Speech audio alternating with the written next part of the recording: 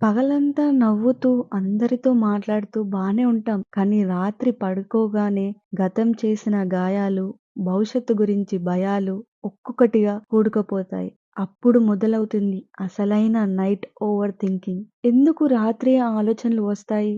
ఎందుకంటే పగలంతా మన మెదడు పనిలోనో, ఫోన్‌లోనో బిజీగా ఉంటుంది. కానీ రాత్రి ఆ ఏకాంతంలో నీ మనసు తన బాధలని వినిపించుకోవడానికి ప్రయత్నిస్తుంది. నువ్వు ఎవరికీ చెప్పుకోలేని భయాలు నీ లోపల ఆ నిశ్శబ్దంలో ఇంకా పెద్దగా వినిపిస్తాయి. 10 ఏళ్ల క్రితం చేసిన ఒక చిన్న తప్పు దగ్గరి నుండి రేపు ఏం జరుగుతుందా అన్న టెన్షన్ వరకి మన మెదడు లేని సమస్యలను సృష్టించి మనల్ని భయపెడుతుంది. దీనివల్ల నీకు దక్కేది కేవలం నిద్రలేని రాత్రి, అలసిపోయిన ఉదయం మాత్రమే.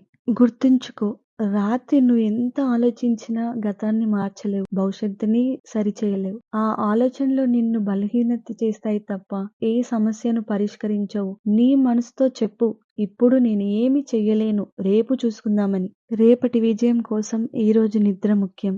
ఆలోచనలు ఆపి ప్రశాంతంగా కళ్ళు మూసుకోండి. వీడియో నచ్చితే లైక్, షేర్, సబ్స్క్రైబ్ చేసుకోండి.